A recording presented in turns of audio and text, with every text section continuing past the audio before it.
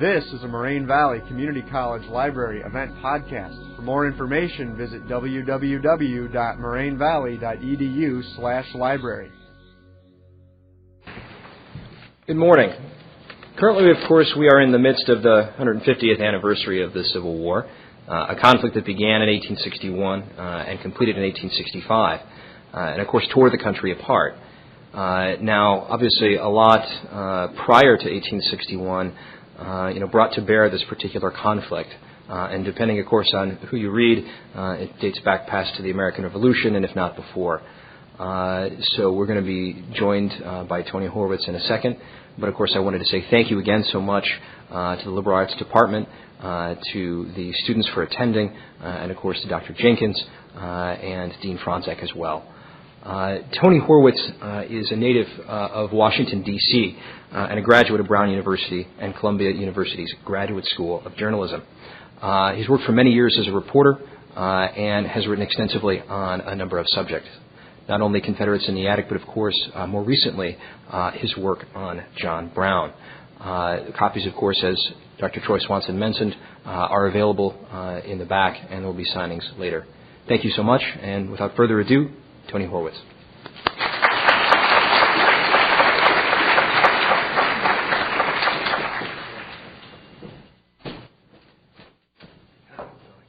Up in a pulpit here.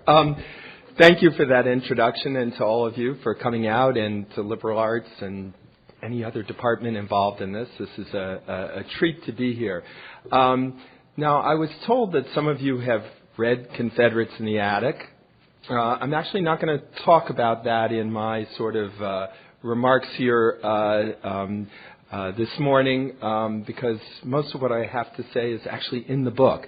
But I'm going to be relatively brief so that we have a long question and answer period, and I'm happy to talk about that then or anything else. So please don't be shy when I'm done with questions, comments, abuse, whatever. And I brought some pictures, and maybe we can turn down the lights a little bit, so long as that's not going to put people to sleep before my remarks do. This is Harper's Ferry, by the way. And those of you who have read Confederates in the Attic may remember that I go on a rather madcap pilgrimage with this fellow, Robert Lee Hodge, who is famous for mimicking dead bodies on the battlefield from the Civil War. He's about as realistic a dead person as you can be for someone in the prime of life. And one of the places we went on what he called our Civil War-gasm was Harper's Ferry. And I described it in that book as a sort of spooky, history-haunted place where you can really feel the presence of John Brown. And that was one reason I was drawn to this subject of John Brown and his raid on Harper's Ferry. It's really my kind of town, and it's a place where strange things still happen. On my first research trip there for this book, Midnight Rising, I was on my way to the archives when a ranger stopped me and said, by the way, there's a John Brown beard growing contest in progress up the street. Not a fast-paced spectator sport, but still kind of intriguing. This, by the way, is a reenactment of John Brown's hanging that I attended. And on the left is a picture from the John Brown Wax Museum, where you can learn all kinds of history that never happened. So Harper's Ferry is this wonderful mix of actual and sort of imagined history. And if you haven't been there, I really recommend that you go. But, as I began to research it a bit, I think one thing that really drew me to this subject, my wife calls me a Civil War bore. And I think like most Civil War bores, I've always focused on the 1861 to 65 period, the great battles and leaders. But I don't think we often enough step back and ask ourselves, how and why did Americans, who for the most part shared a common language, religion, culture, and history, come to slaughter each other by the hundreds of thousands in the 1860s. We don't ask the big questions, really, before we get into the war itself. I'm speaking here about Civil War buffs, not about what you do in the classroom. And I realized I really didn't know much about that story, despite being a sort of Civil War nerd since early boyhood. And I think John Brown's raid on Harper's Ferry in 1859, 18 months before the beginning of the Civil War, is really a way to explore that question. And I was also drawn to this topic because the protagonist, John Brown, is such a compelling figure and very different from the way that I think most Americans imagine him. In art and lore, he's typically depicted as a wild-eyed, wild-haired fanatic, possibly insane, with a rifle in one hand and a Bible in the other, as shown here in a famous mural that's in the Kansas State House. But this image isn't really true to the real John Brown, beginning actually with his appearance. For most of his life, John Brown was actually a clean-shaven, well-groomed American striver and family man who favored starched white shirts and dark suits and took business trips to Europe. Not your image of a radical insurrectionist. He also, well, I should mention, he didn't grow that famous scary beard of his until the last 18 months of his life, when he was living underground and needed to disguise his identity. He also really had a classically American background, not unlike that of Abraham Lincoln, who was a contemporary whose life ultimately intersects with Brown's, and I'll talk about that later. He's born in Connecticut in 1800 to old Yankee farming stock, but like Lincoln, he's raised on what was then the frontier, in his case, northeastern Ohio. He's educated at a log schoolhouse, has a strict Calvinist upbringing like Lincoln's, goes to work young. And for the first few decades of his life, this future revolutionary is really something of a conformist. He adopts his father's religious beliefs almost exactly. He adopts his father's trade of leather tanning, and he marries young at an early age, at his father's prompting, to a woman that John Brown describes as remarkably plain but industrious and economical, of excellent character, earnest piety, and good practical sense. Very romantic words there. I don't know about the other husbands in the audience, but if I said that about my wife, I would be sleeping on the couch. He's also this tremendously ambitious man who does things on a big scale throughout his life. Beginning with family, he will ultimately father 20 children. I complain about 2. And in the entrepreneurial spirit of the age of Jackson, the 1830s, he tries to get rich. He gives up farming and tanning, begins speculating on land, borrowing money to buy property, borrowing more, until this property boom goes bust. He was speculating along a canal route in Ohio. That's why I have this picture here. In the financial panic of 1837, which was a little bit like what America went through in 2008. And Brown, like thousands of other Americans, is driven into bankruptcy. And this destitute family also endures repeated tragedies.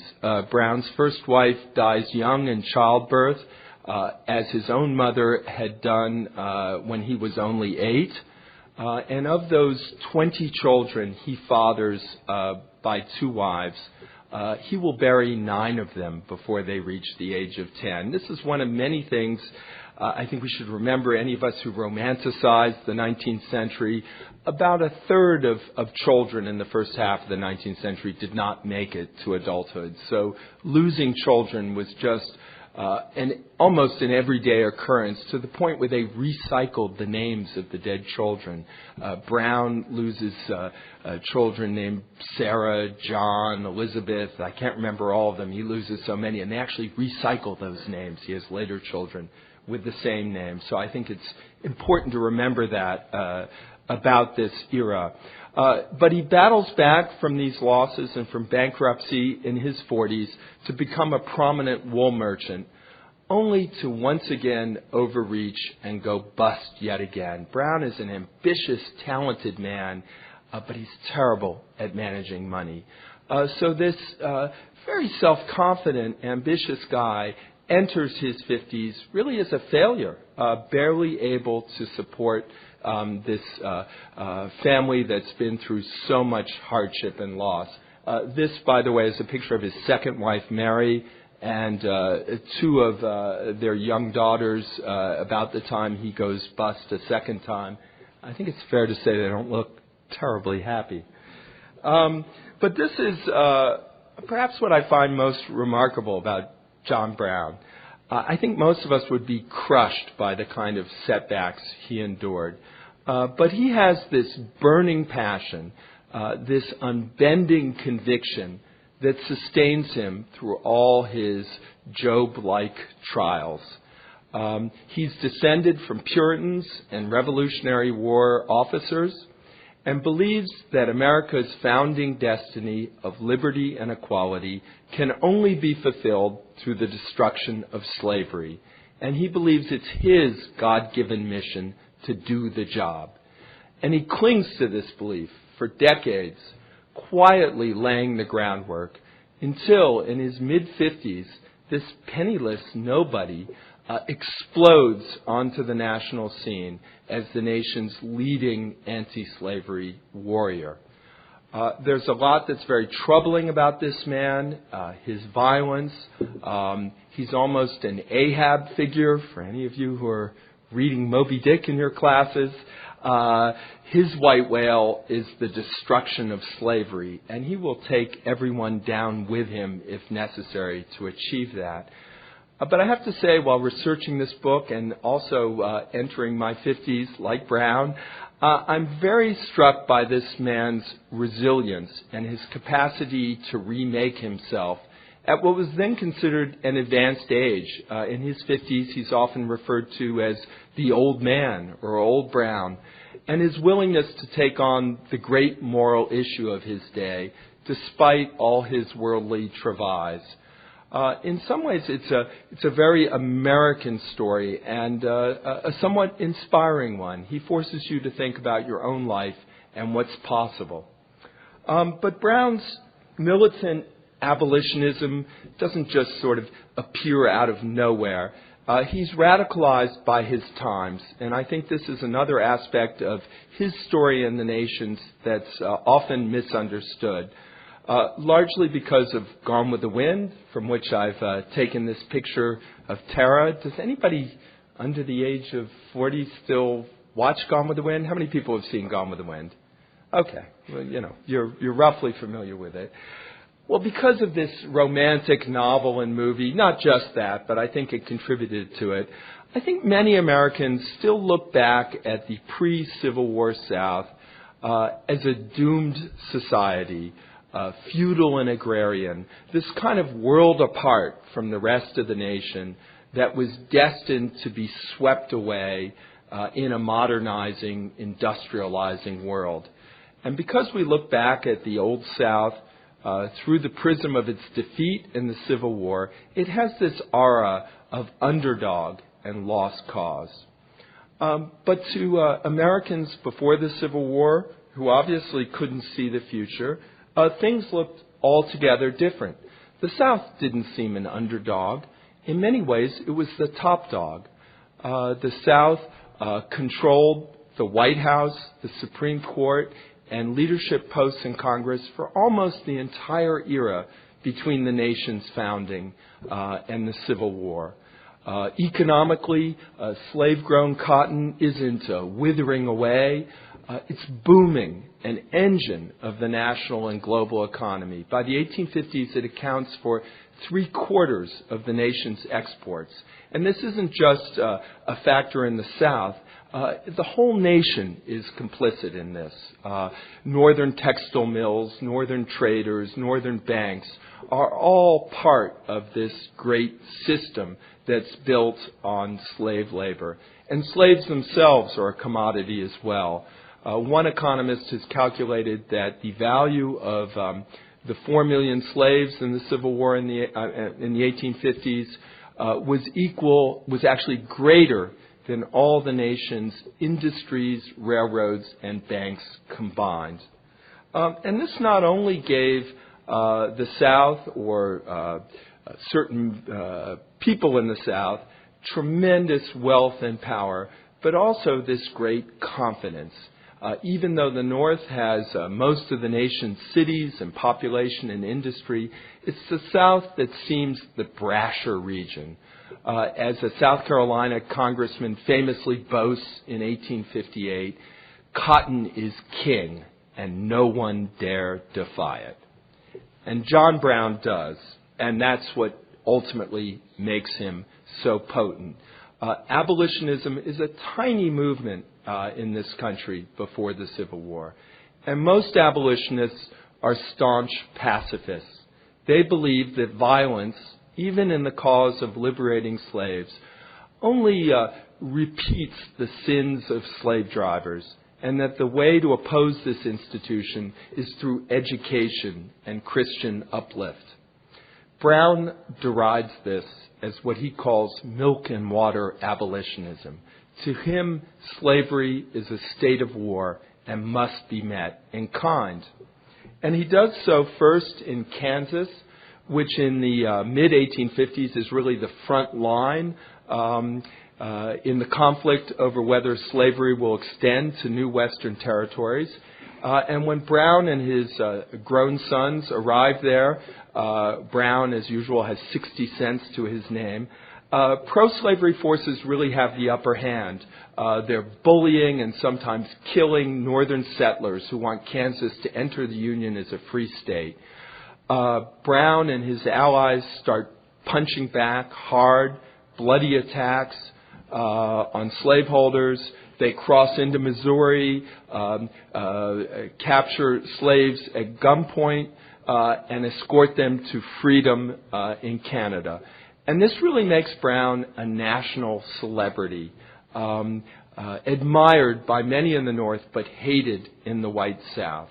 And I should add, since we're talking about the Civil War sesquicentennial, that 5 years before the first Battle of Manassas in the Civil War, you have Northerners and Southerners killing each other over slavery in Kansas, often with musket and cannon in open field battles. So I think, as some historians have argued, these are really the opening shots of the Civil War. But Brown, as always, is thinking big. He wants to take his crusade into Africa. That's his code for the slaveholding South. He wants to take a guerrilla army through the mountains from Pennsylvania into Virginia, seize the federal arsenal at Harper's Ferry, which has 100,000 guns, free and arm slaves, and begin a rolling campaign of liberation that will topple the institution of slavery. And he's going to use his Kansas fame to raise money and guns for this crusade of his. So he goes east from Kansas in full freedom fighter persona and really wows the rather genteel abolitionists of New England who are intoxicated by this rugged frontier warrior arriving, from Kansas. Some in the audience may be old enough to remember the 1960s when wealthy New Yorkers hosted Black Panthers. It was a little like that, an early example of radical chic. Brown is feted at salons and lecture halls across New England. He dines with Henry David Thoreau, shown at left, and Ralph Waldo Emerson. Another transcendentalist calls Brown the manliest man I've ever met. A Boston hostess writes about what she calls his moral magnetism, his ability to stir the conscience of wealthy liberals and get them to give to his cause, even though he's very vague about what he intends. And the 6 men shown at the right are known as the Secret Six. These became Brown's innermost core of supporters, funneling him money and guns in lead up to his raid on Harper's Ferry. And they're really a fascinating group. The guys at the top with those kind of fire hazard beards are 2 of the wealthiest men of their day, prominent businessmen. The other 4 are all Harvard men, well-known reformers, orators, ministers. They really have almost nothing in common with Brown apart from their deep hatred of slavery. Just as an aside, several of them also seem to have had very difficult marriages. At the lower left is Theodore Parker, a famous Boston minister and orator who gave us the phrase, "The arc of the moral universe bends towards justice," a phrase often incorrectly attributed to Martin Luther King Jr. In his private writings, his thoughts could be a little less lofty. He kept a diary, and at one point he breaks into Greek, and what he had actually written was, "My wife is the devil, and I can't live with it anymore." To his right is another bad husband, Samuel Gridley Howe. He was married to Julia Ward Howe, a famous poet who wrote the Battle Hymn of the Republic. So I was interested in going through her other writings and found a very depressing couplet she wrote about her wedding, in which she said, "Hope died as I was led unto my marriage bed." Anyway, that's a little bit of what's happening behind the scenes. But there are also scores of young people who are prepared to fight alongside Brown on the front lines. He is not a lone gunman. This is a full-blown conspiracy. And the men who join him, first in Kansas and later in Virginia, and this is just 8 of them, there are many more, these guys are not cult followers or suicidal zealots in the way that, for instance, we look at the 9/11 bombers. They were really a cross-section of American society at the time.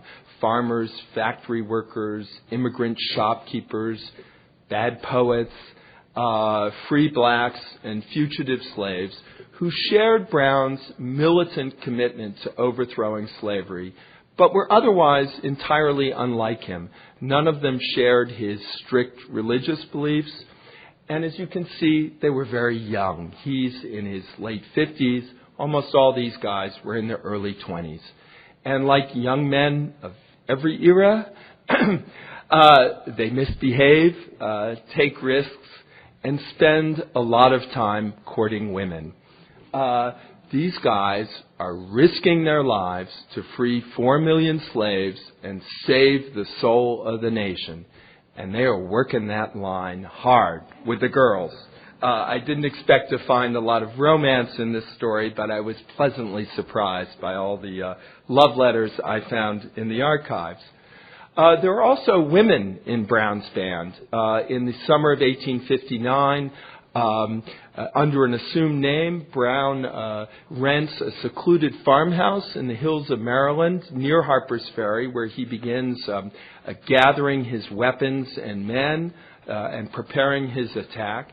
And he's joined there by his daughter-in-law, Martha, and daughter, Annie, who are really there to act as camouflage and lookouts for this guerrilla band. If a neighbor or passerby becomes curious about all the strange comings and goings at this farmhouse that summer, Annie rushes into the yard or onto the porch to play the part of ordinary farmwoman while the guerrilla fighters huddle out of sight in the farmhouse attic. And I think Annie is really my favorite character in this book. She's a provincial young farmwoman from upstate New York, where Brown has settled this family. who really writes, wonderful letters about this exotic southern summer. By the way, many of those papers are in the Chicago Historical Society, where I went to look at them. She writes about the fireflies, sleeping on a straw mat in this mountain hideout, and the thrill and terror of concealing these dashing young fighters, one of whom becomes her first lover. Now, I don't want to suggest by that all is, therefore fun and games at this young summer camp in Maryland. It's not. It's hot. It's tense. It's crowded. Brown, as usual, has run through all his money. And there's the constant risk of exposure, particularly when the 5 black men in Brown's band arrive in Maryland, which was then a slave state. I'll just tell you a little bit about one of them shown here, Dangerfield Newby. He's born a slave in Virginia, but in the late 1850s is freed when his owner moves to Ohio. But his wife and children are still in bondage in Virginia, and he is desperate to free them. He works very hard and saves an extraordinary amount of money for a former slave. He has certificates of deposits in Ohio banks so that he can buy his family's freedom. But their owner keeps raising the price and refusing to sell. And this leads to a really wrenching series of letters to Dangerfield from his wife, Harriet, who fears she's going to be sold to a gang labor plantation in the Deep South, which was a common fate for Virginia slaves in that era. I'll just read you a few lines from one of her letters. "Oh, dear Dangerfield, come this fall without fail, money or no money. If you do not get me, somebody else will, and then all my bright hopes for the future are blasted.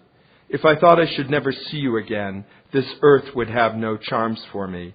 Do all you can for me, which I have no doubt you will. Your affectionate wife, Harriet." Dangerfield heeds this plea, leaves Ohio, and joins Brown's guerrilla band in Maryland. And then finally, late one night in October 1859, Brown leads his guerrilla army across this bridge over the Potomac River from Maryland into Virginia, attacking Harper's Ferry and seizing its federal army and sparking a vicious street fight in which the first of his men hit is Dangerfield Newby, shot dead in the street, 50 miles short of his goal of rescuing Harriet, who is then sold to a sugar plantation in Louisiana. So there is a tremendous amount at stake individually and collectively for everyone drawn into this story. And I'm not going to tell you the rest of it here this morning, the raid and the court and prison drama that follow. I want you to read my book. But I will just say a little bit about what happens. Initially, Brown succeeds in this rather wild scheme of his. He takes the town by surprise, seizes the armory, begins freeing blacks from slaves from surrounding plantations, and takes a number of whites hostage. And then he does something kind of interesting. This all happens in the middle of the night. Harper's Ferry is a railroad hub. A train comes in the night, and after holding it for a while, he decides to let it go on its way to Baltimore, using those aboard essentially as passenger pigeons to spread word of what's happening in Harper's Ferry. This man has, some things he does well and others not. He has a very keen sense of public relations and propaganda. And he does so at an interesting moment in American communications. The telegraph is a recent invention. Unlike our own era, newspapers and newswires are exploding. So this becomes really one of the first breaking news stories in American history. And correspondents rush to the scene, filing these breathless dispatches. And as you can see from these headlines, wildly inaccurate, as the first day's reports often are, speaking as a journalist. The first day's story about a 9/11 or a John Brown's raid all kinds of wild inaccuracies. And this really hits the nation. It's an earthquake jolt. Again, not unlike what 9/11 was for us. A biracial band of abolitionists, 19 men, launching a suicide strike on a symbol of American power, just 60 miles from the Capitol. This is just an enormous shock, and that's precisely what John Brown intended. Militarily, things don't go quite as well. Brown's men are inexperienced. There are no silencers in 1859. And when a few of Brown's men skittishly fire their guns in the night, Virginians begin to wake up to this invasion of their town and start to oppose him and bottle him up inside the armory that he seized. And at this point, John Brown's raid becomes a little bit like a bank heist gone bad, where the robbers are stuck inside the bank with their hostages and have to either negotiate or shoot their way out. Except this wasn't a bank building. It was this building at lower left, the Armory Engine House that became known as John Brown's fort. And meanwhile, on the way are U.S. Marines under the command of a colonel named Robert E. Lee, a name I hope is familiar to some of you, shown at left, and Jeb Stuart, his lieutenant, at right, both of them shown before the Civil War without their beards. Later, Stonewall Jackson will appear on the scene, although he wasn't yet known as Stonewall. At the upper left is John Wilkes Booth, who is also present, hates everything Brown stands for, but will take inspiration from his individual act of political violence. And meanwhile, in Washington, Jefferson Davis, with the weird chin beard at bottom, is leading the charge to investigate this insurrection and bring the perpetrators to justice. So Harper's Ferry it's almost a casting call for the Confederacy 18 months before the Civil War. Another Civil War figure who is embroiled in this is Abraham Lincoln. Shown at left, he didn't grow his beard until the presidential campaign. And actually, John Brown's raid occurs during that campaign. And everyone has to take a position. Again, it was like the 9/11 of its day. What is your policy towards terrorists, et cetera? And one of the interesting things about looking at Lincoln through the prism of these events is that where you stood on John Brown was really a marker of where you stood vis-a-vis slavery. And Lincoln, who many of us think of as the great emancipator, actually begins very much on the conservative end of anti-slavery opinion. He criticizes John Brown. He says, the Republican Party, we're not about, different Republican Party in those days, we're not about interfering with slavery in the South. He hates slavery, but he thinks it should be left alone where it is. It will wither away. He says it might take a century. And he shares really the white supremacist views of many of his countrymen. He thinks that freed blacks should be resettled in Africa and Central America because they can never live as equals to whites in this country. And I argue in the book that Lincoln would not have been elected president had it not been for John Brown's raid. But what's fascinating about looking at Lincoln in this context is how different he is from John Brown. Brown's great strength, but also his weakness, is that he never questions himself. He never has any self-doubt. He's utterly staunch from beginning to end. Lincoln is an entirely different man. He does question himself. He changes his views. He evolves. He compromises, something we don't value very much anymore. So that in the end, this man who begins as a critic of John Brown ends up fulfilling Brown's mission with the Emancipation Proclamation. So these two men who begin poles apart ultimately intersect and both pay the price. Brown's raid and Lincoln's assassination by John Wilkes Booth are really the bookends of this 6-year national bloodletting over slavery. Now, I usually like to do a little reading, but how are we for time? I want to leave lots for questions. Little short reading? Okay. I had an almost embarrassment of riches with my research in that everybody of this day had to write or say something about John Brown.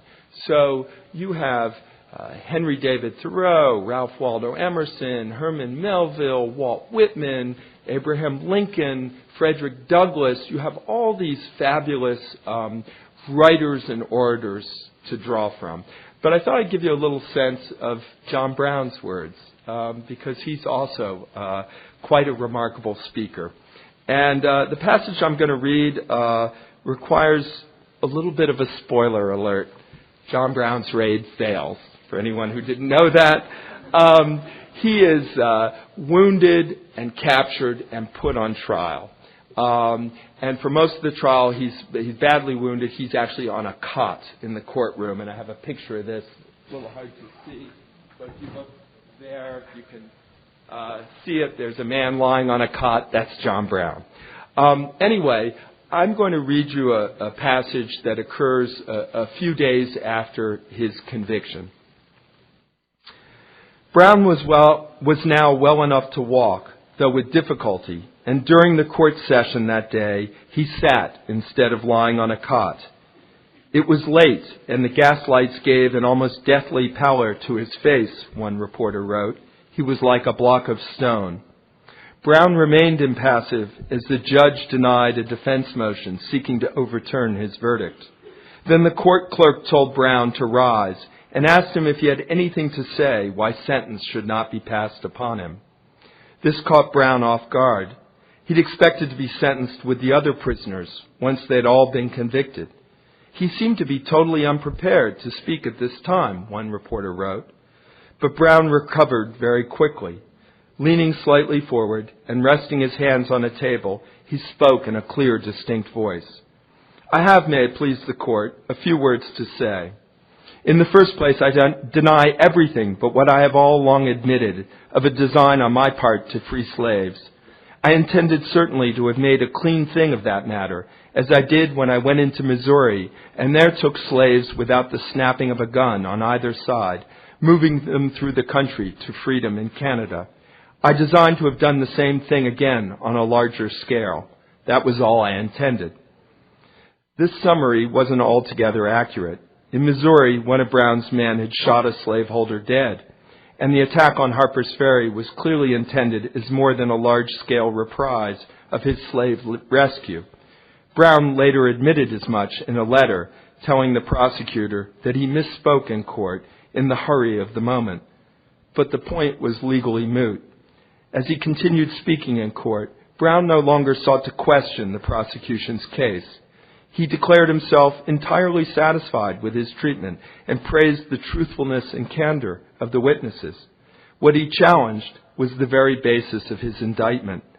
Why was it a crime to try to free slaves?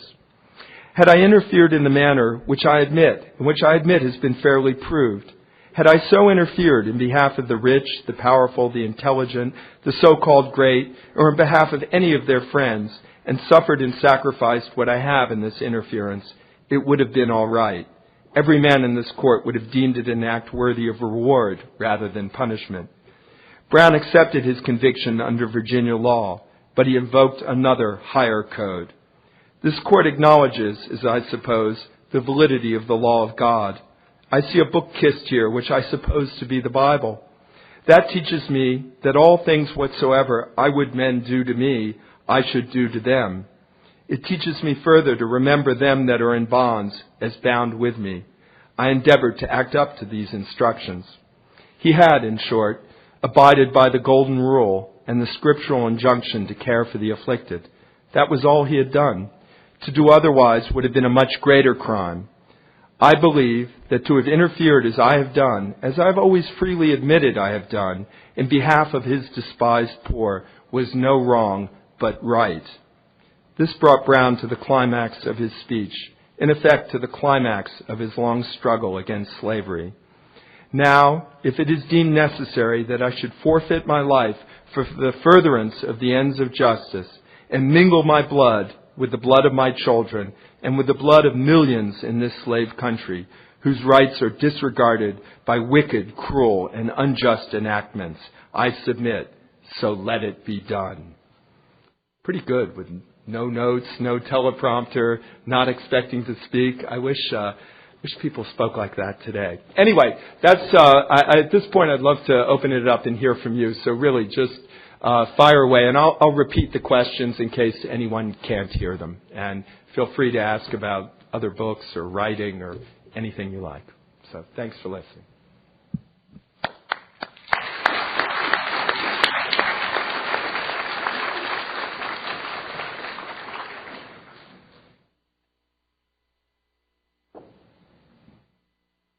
Oh, I see someone over here, thank gosh. Hi.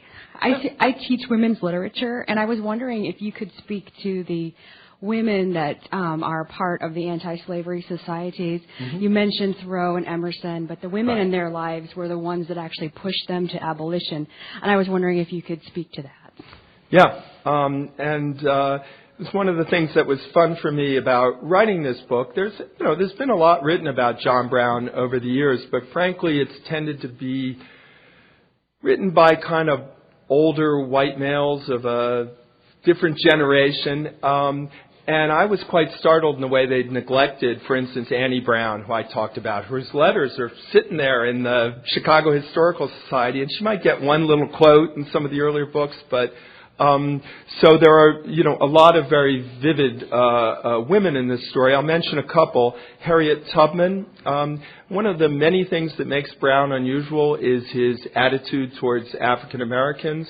Even anti-slavery whites of this period, are very condescending towards blacks and really hold what we would regard today as white supremacist views. They think blacks are racially inferior and too docile to fight for their own freedom. Sort of, leave it to us white people to sort this out. Brown is very different.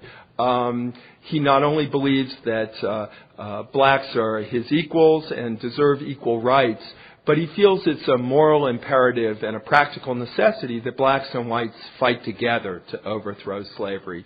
So very early on, he is courting black support from Frederick Douglass, but also from Harriet Tubman.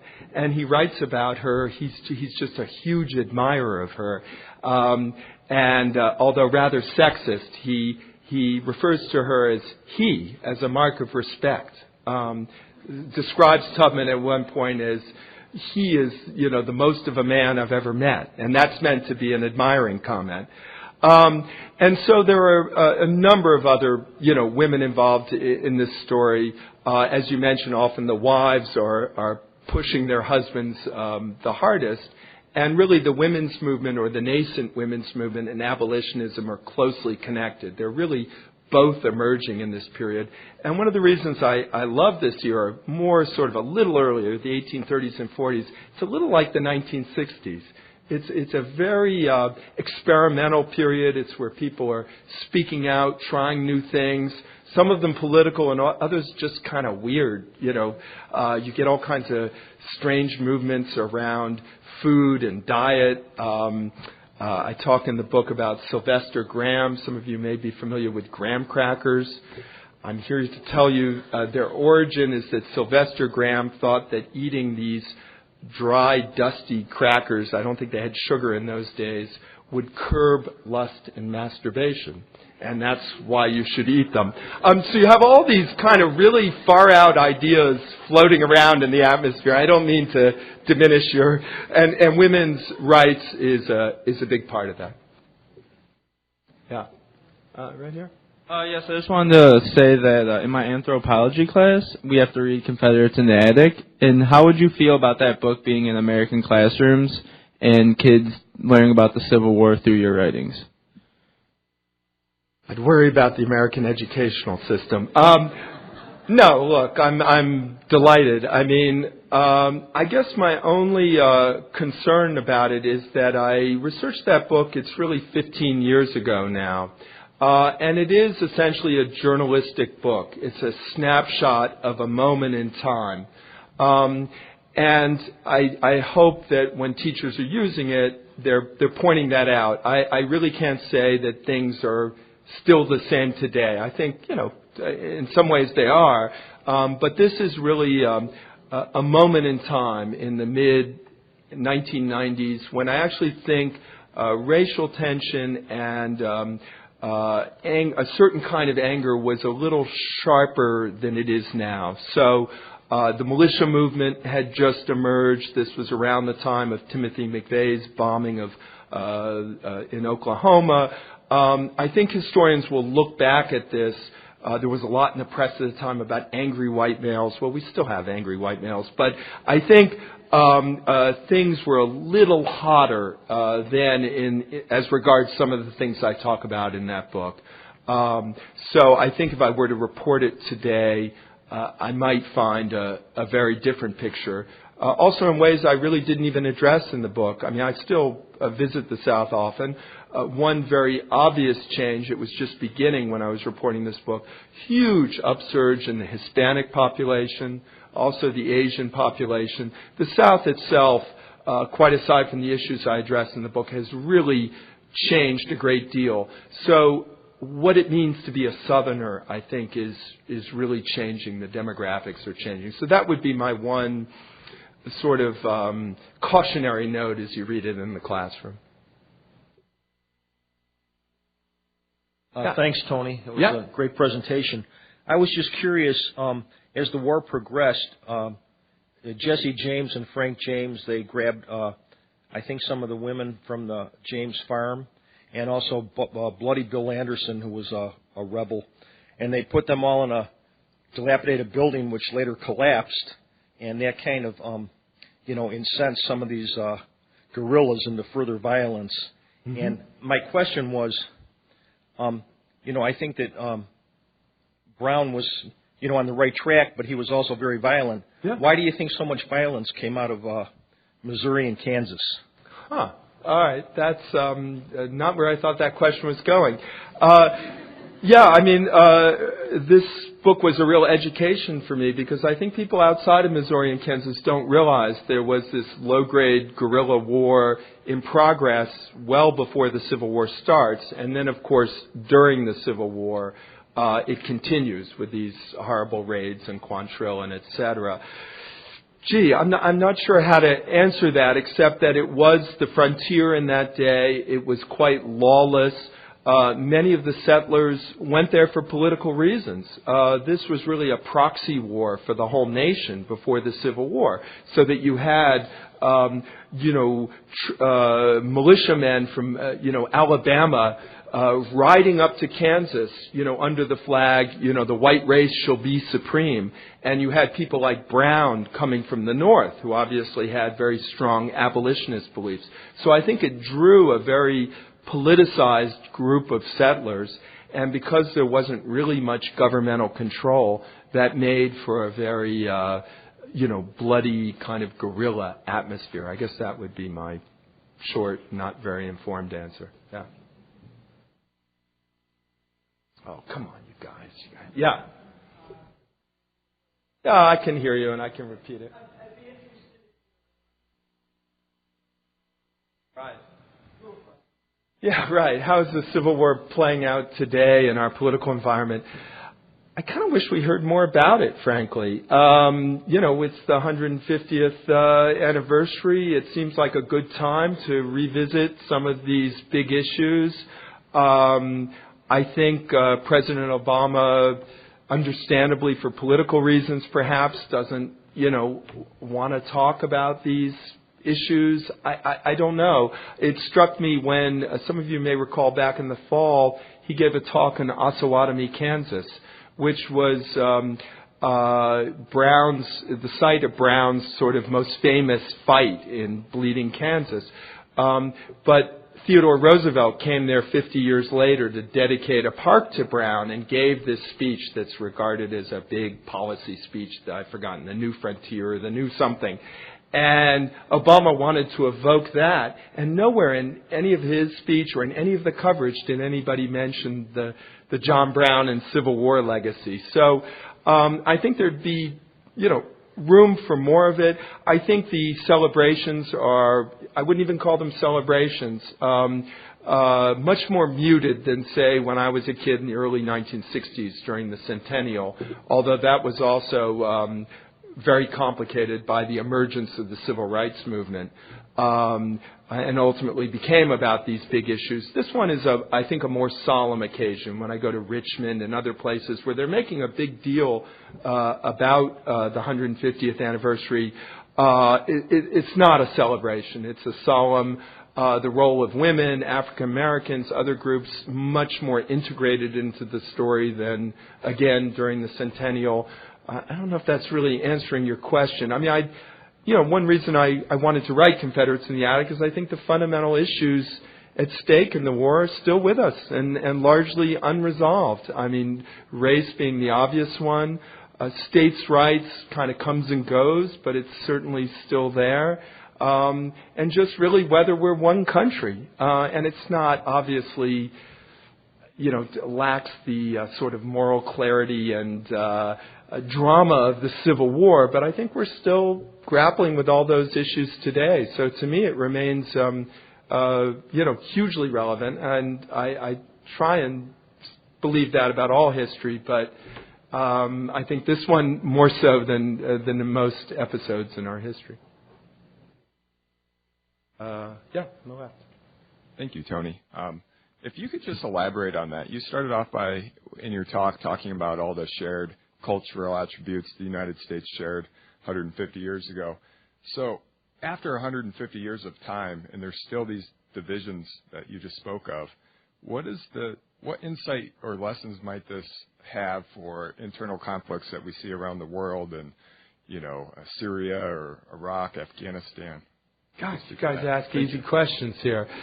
Well, let me talk first about, I don't want to make 1859, the brink of the Civil War, seem like today. Hopefully we're not on the brink of, bloody Civil War, but there are times when I read the paper or turn on the TV where I hear eerie echoes, this two sides really talking past each other, this total refusal to compromise, and not just refusal to compromise, a view that compromise is wicked, and that was John Brown's view, and also that of Southern fire eaters who didn't wanted constantly to expand slavery rather than, in any way limit it.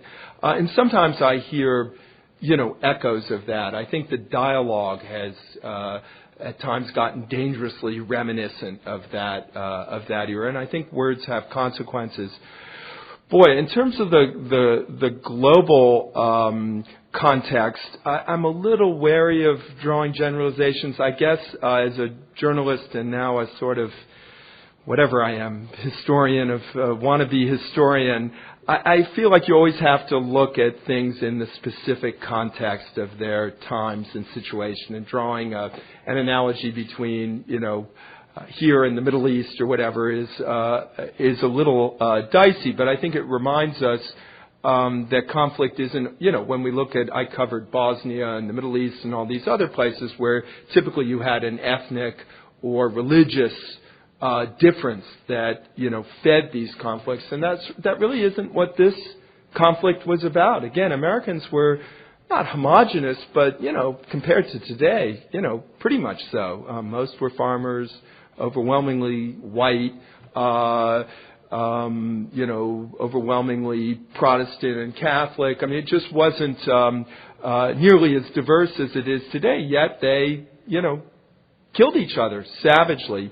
And what I kind of came away with researching this book is that, slavery was really this just seething, unresolved issue right from the start. Someone mentioned earlier, or I was talking with someone, where does the Civil War begin? Is it Kansas? Is it Harper's Ferry? Is it Fort Sumter? I would argue it's 1776. I mean, when you declare that all men are created equal and have certain unalienable rights except for 20% of the population that's in chains. So, that contradiction is built right into the fabric of this nation's founding. So while it comes to a head in the Civil War, it's there all through. We really were effectively a slave nation, from its founding till the end of the Civil War. And, I think this, we think of the South as this nation apart, again, this sort of Gone with the Wind image. This was, the whole nation was strongly complicit in this.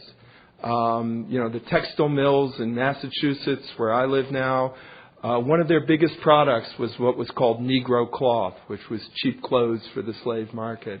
So I think we have to recognize that this is really all of our story. And I don't think we've really fully confronted that. And I don't think I answered your question at all. But anyway. Yeah. Hi, Tony. It's great to have you here. Yeah. I read that, I believe in Confederates in the Attic, you wrote about you were a reporter in Northern Ireland as well. Mm-hmm. And having studied there, as I was reading your book, I was struck by the correlations between Protestant loyalists and Confederate sympathizers in the South. And I was wondering if you wouldn't mind maybe reflecting on that a little bit, some of the similarities between Irish Catholics in Northern Ireland, African Americans in this country, and right. and searching for identity amongst Protestant loyalists and as well as Confederates here, sympathizers here. Right. Where I saw that strongest, yes, I was a foreign correspondent generally in sort of conflict areas, and one of them was Northern Ireland. And without getting into all the history, I think the strongest similarity I saw was between the Orangemen in Northern Ireland and sort of diehard defenders of the Confederacy. The first night I went to Northern Ireland, each year, so the British essentially defeat the Irish, help me out, 1690-something, Battle of Boyne, King Billy, whatever. So I arrived 300 years later, and there are all these Protestants marching through Catholic neighborhoods in Belfast, banging drums and King Billy, as if this happened yesterday, but also really rubbing it in their faces. And I felt a little of that when I encountered some of these diehard Confederates who would say, we're just honoring our heritage, we're just honoring our history, as they would, drive around on Martin Luther King's birthday with a rebel flag flying from the back of the truck. So in that sense, I saw a lot of similarity. This history that never died, it's still very present. And actually that Ulsterman, Northern Ireland, that was a big line of immigration into this country, largely into the South. So I think some of that, someone like Andrew Jackson, I believe his background and many others would have been for this. So that's where I saw it the strongest. I could talk about the other things, but that did, in terms of memory, that's what really struck me.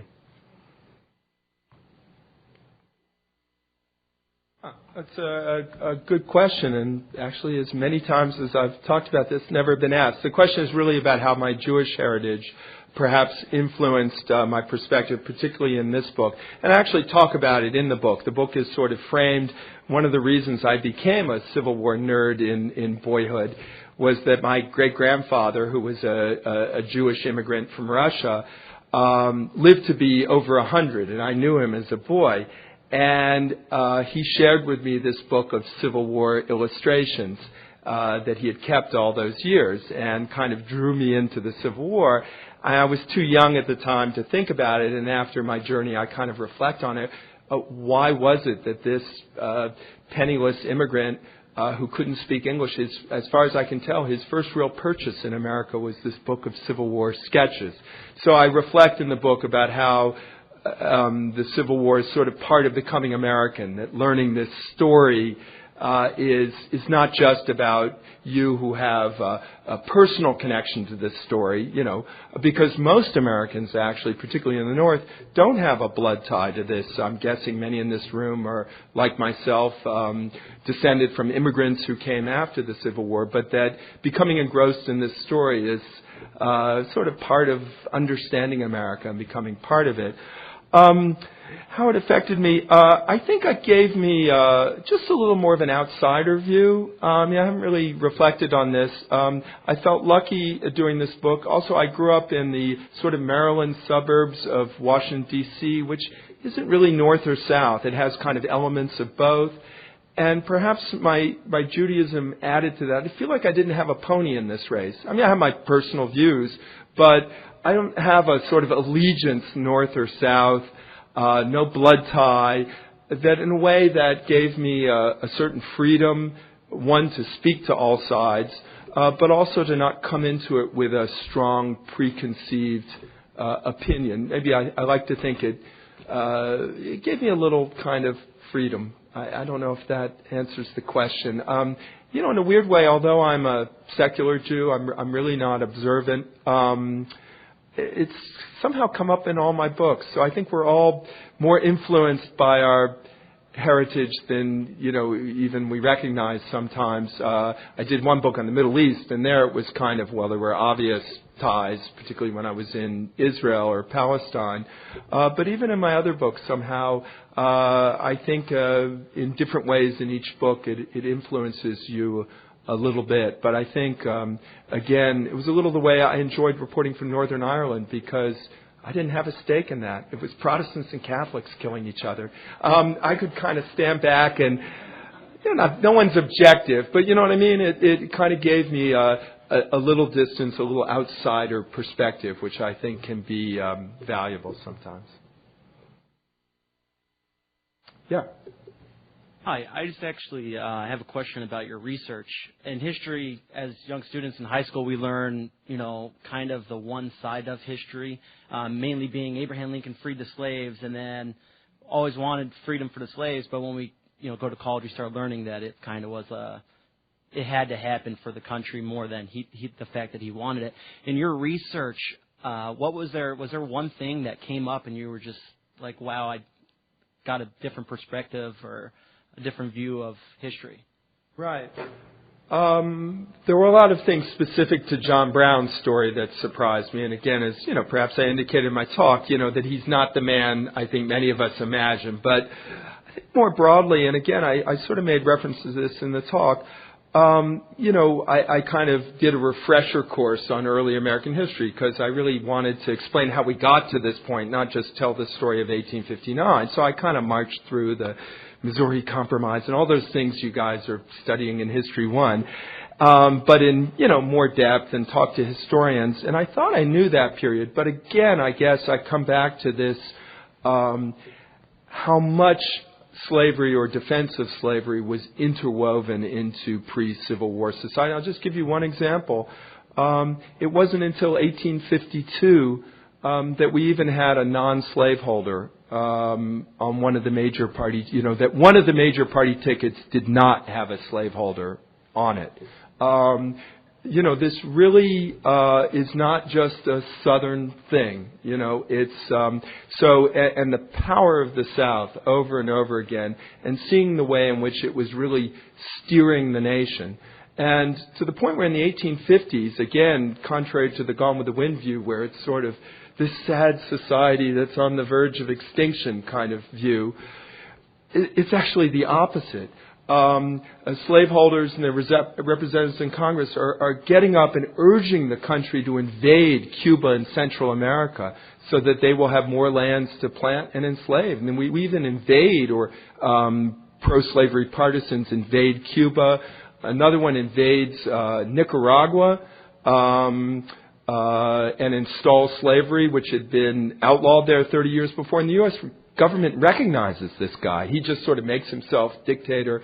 So I think we have a really skewed view of, what was happening in this country, that somehow, again, this North marching towards industry and power and this, this fading away feudal society. It really wasn't like that. The South was a very dynamic and powerful part of this country right up. And that's really why they get out of the nation. That's why they secede. They realize they can no longer have that power. And they realize, well, let's get out while we can, because, now the deck is going to be stacked against us. Yeah. I thought I would ask, you've mentioned Gone with the Wind a few times, obviously a very influential film when it comes to collective memory. Your thoughts on how TV and film depictions of the war, positively or negatively, have shaped how we view the conflict. Yeah. A question about, movie and film. And I don't think with the Civil War there's anything that comes close to Gone with the Wind, certainly for Americans, and not just Americans, globally, of a certain age. As I talk about Confederates in the Attic, one of the weird things is you go to a reenactment and there's always twice as many Confederates as Union, because everyone wants to play a Southerner. And part of that is the costume. If you're dressing as a Northerner, you kind of wear blue and you have a decent uniform. You're kind of boring in uniform, and you win. If you play a Southerner, you can your hair can be any which way, but you're the underdog.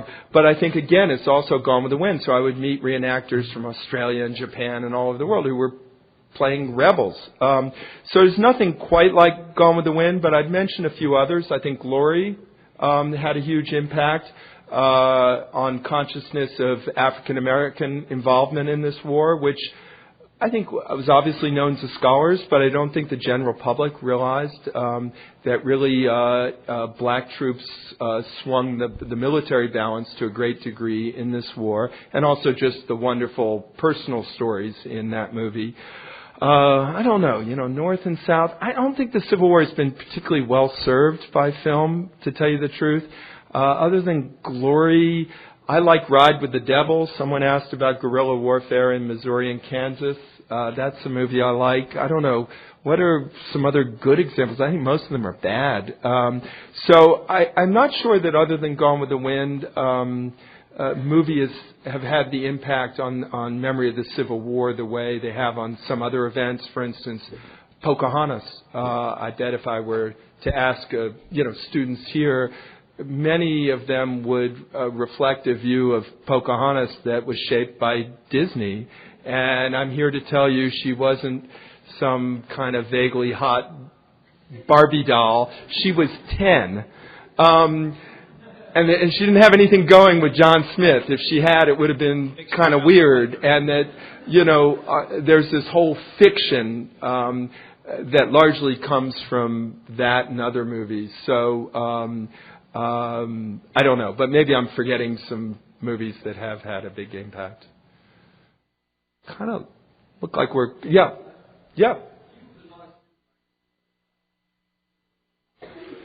Advice for student writers.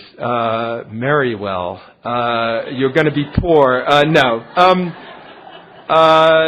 I don't know that I would have advice for people interested in writing history that would be any different from advice I'd give to write. My wife's also a writer, so, I think when we talk about this a lot, I think the most important thing, that's going to sound kind of banal, is actually just to write. I think a lot of people have a very romantic image of writing, that somehow, it's about getting your aura in the right place and ingesting just the right amount of caffeine or nicotine, whatever your drug of choice is, and, how you lay out your pencils or something, and then the words just come bursting out. Writing, I know a lot of writers, I think almost all of them would say it's really pretty much like any job. It's about getting your butt in the seat for 8 hours or more a day and just doing it. And the more you do it, the better you get. So I would say keep a journal. I mean, not just your classroom assignments, which is a specific kind of writing, but if you want to do another kind of writing, just get in the habit of writing every day, even if it's 15 minutes at your laptop at the end of the day, banging out a diary or something. That's useful. Something other than tweets and Facebook stuff. Yeah. Well, I think that's important, and I'll make this my last comment because I can see people fleeing, I do worry a bit today because we can get so much through our computers that it's easy to almost talk yourself out of going any place, and it applies to archival research. A lot of these archives have been digitized. You always find more if you go in my case, to the places where the history happened. You got to use the archive of the fee. You got to talk to people. So I know, you can look at Google Earth. You can, there are a million ways you can find out about things. You still got to get out there and see it with your own eyes and talk to people. So don't be seduced by your computer screens. Anyway, on that note, I'm going to wrap it up. I'm not going away, so happy to talk to you individually, but thanks for listening.